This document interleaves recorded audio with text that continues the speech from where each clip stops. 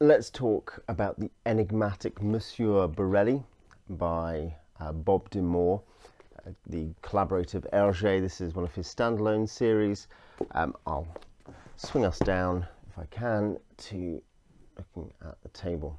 This is that's actually a cover of a standalone I have, the only single album I have in the series, Barelli and the Secret Agents.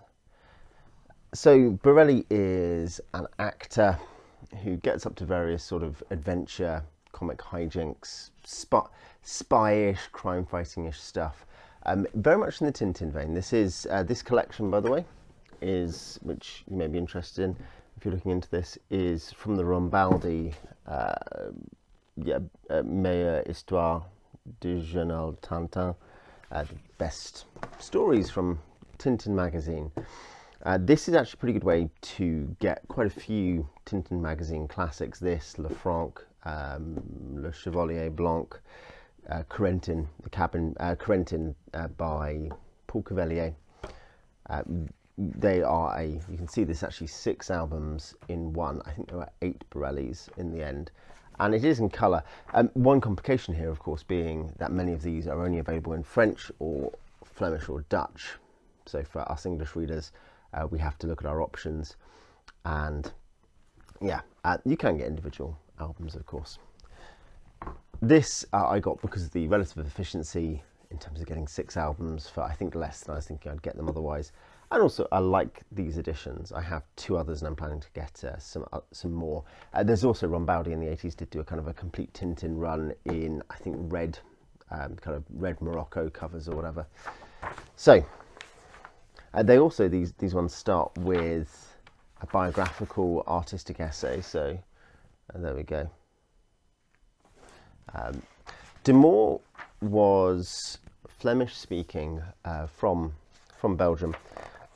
Was a collaborator with Hergé, and in some ways probably for over the scope of Hergé's career, his most important artistic collaborator. That's debatable, of course, but Jacobs actually mostly spends his time on his own stuff. Martin moves on and basically publishes his own stuff and doesn't work on Tintin anymore. Leloup also eventually, due to Hergé writing less, ends up focusing more, and in fact working for Spirou with Yoko Tsuno, which I've reviewed the first album of on this channel.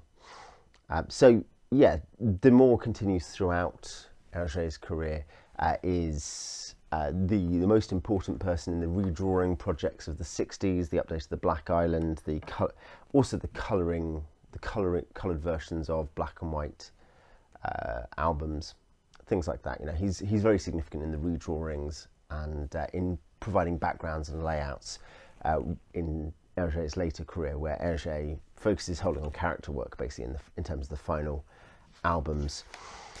So that means that De Moor doesn't write necessarily an enormous amount of stuff himself comparatively, compared to Martin, who's incredibly productive. Leloup still writing about 90 nearly now. His son, actually, Johan De Moor, 2 of the Quick and Flipper albums out there in French, you'll notice if you look at who they're credited to, there is no byline for Hergé on the front cover, because they were later works by Bob de Moor's son, who also with his brother completed the last Corrie the Cabin Boy album. So yes, here we go. This is Barelli and his friend Inspector Moreau. And this is the start. These editions by Rambaldi are pretty good clarity and so on. You might not be able to get. It's not focusing necessarily very well, but that they are. The colour is decent. They are from the 80s. You occasionally get some odd bleed, but then you get that in solo albums published in French or whatever in the same period. It's not greatly different to single album quality, I would say, of that period. It doesn't look as sharp as a modern album, obviously. You have, and the paper is of moderate thickness if you're interested in these editions particularly. As I say, there's no English editions of this so far as I've ever seen. This is not like with Alex Sweet. There are 2 English albums translated in English you can buy for, I think, 250 quid if you can find them second hand. This is just you're reading in French or presumably Flemish or Dutch. And, you know, that's a good practice for my French. It's a challenge. There's definitely a time every page where I'm getting out a dictionary or well, because I've read this with my son particularly, or read it to my son, getting out Google Translate for speed, frankly. One thing I like about this, I liked it a lot. I thought it was very good fun. I think things I like about it are de Moor has a distinctive drawing style that is not the same as if you think about other big Linclair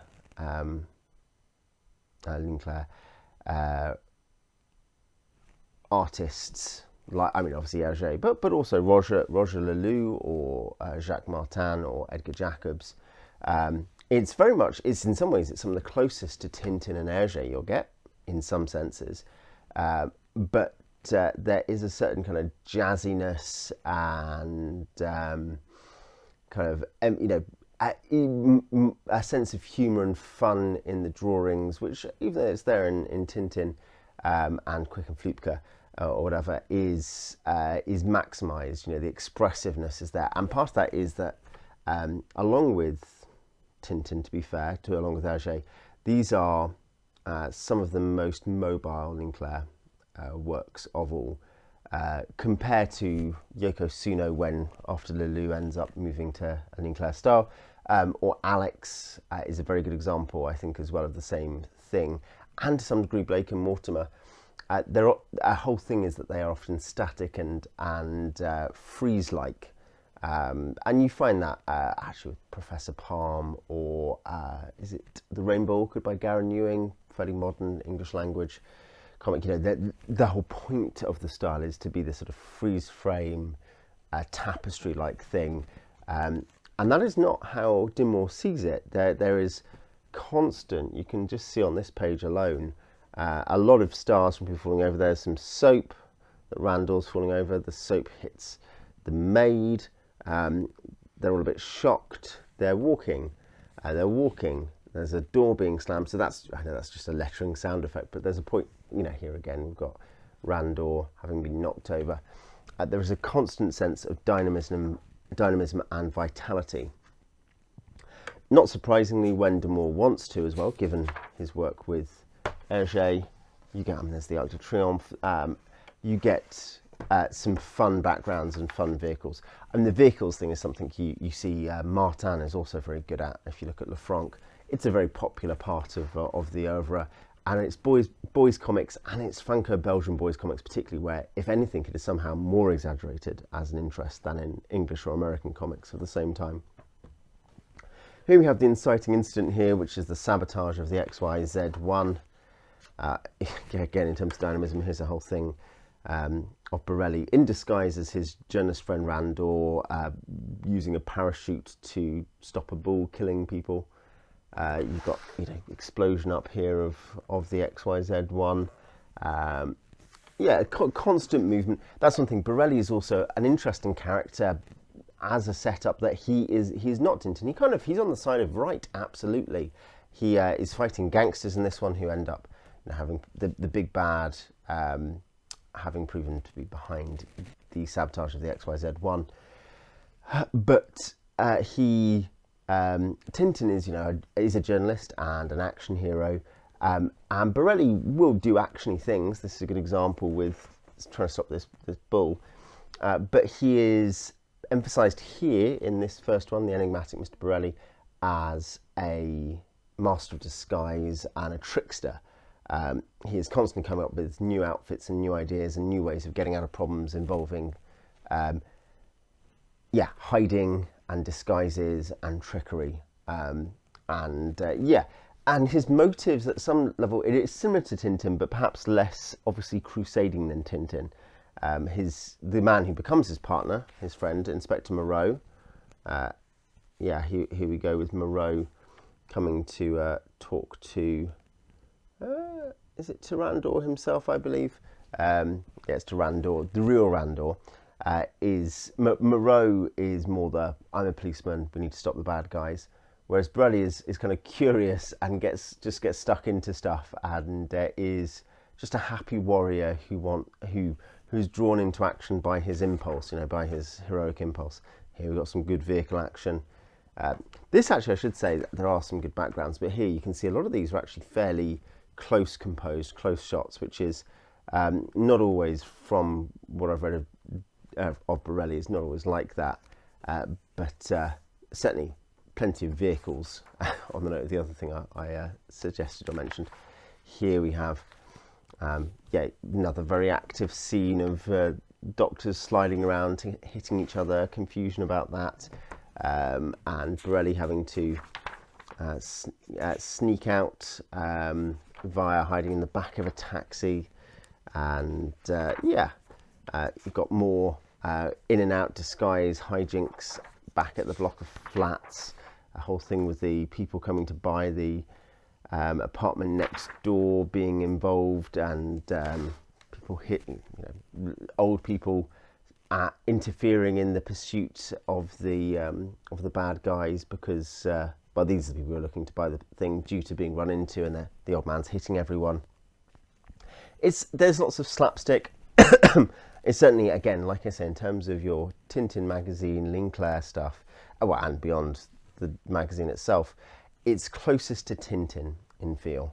It is not it doesn't have the kind of relative gravity of something like Lefranc, certainly not the aesthetic darkness of Blake and Mortimer. Of course, Blake and Mortimer has weird slapstick moments, but it's generally a pretty sober, straight album and story. But yeah, this is action-oriented, fun, never boring. In some ways, it's not really formulaic, except that when we say that there is a formula to the adventure story, it maps a lot of adventure story patterns and tropes in general, but it's that the high action of it and the constant, someone else is bopping someone else and something else is happening, and here's another disguise and here's another location. I think that all works together to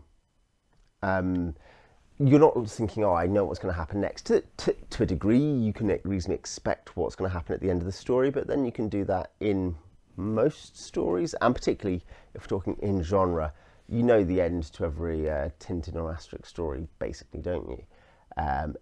But I think the entertaining thing here is the sheer energy and entertainment along the way. I think the art is crisp and yet relaxed. It's very, very mobile and lively, and as I say, that's not universal to the style. The style is precisely known really for the opposite compared to your kind of Spirou and Asterix. That style is that the Charleroi school, that style. So I enjoyed it. I will quickly here you can see that is much more of a typical Moor background, which is in the next one, which is Nusa Penida. I think Barelli goes to Nusa Penida. Again, that's pretty typically Moor, a massive plane on it with the backdrop. That's at Orly Airport. I think there is again, Jungle Island landscape.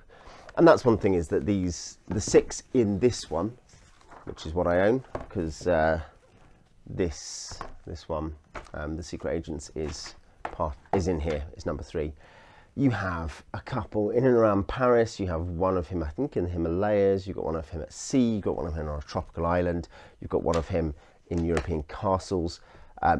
It is very much a globe-trotting, action-oriented experience. Again, like Tintin, less like original Edgar Jacobs run Blake and Mortimer, but perhaps you see in the continuations of Blake and Mortimer, there's a lot more of that. Here's a new location. So yeah, I so far as these things go, I recommend it. I enjoyed it a lot. There's certainly the one final thing I'll say, actually, just as a note to English readers, who are the people probably watching this. is that idiomatically it is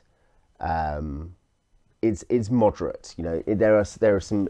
It's one thing I noticed reading French, which I'm not particularly good at, is how often I'm running into a new set of idioms and of idiomatic usage which aren't common to the other ones I'm reading. I mean, the other books I've read, and you find that, say, this being, I think, from the 70s compared to Alex Book 1, compared to Alex Origins Book 1, those are three that I have recently read in French, and you find them all radically different. So that's one thing, is that even if you are a better French reader than I suspect you'll need to you'll need to get used to some of the usages of the author and of the idiom of something, of a different era 50 years ago. But yeah, I enjoyed it a lot. I recommend it if you're into adventure stories, adventure albums. I think it's kid friendly. It is a really interesting combination of a static style with a very mobile artist and mobile layouts. So that might be something which is just interesting anyway. But yes, if you've read Barelli, tell me what you think in the comments, and I will see you next time.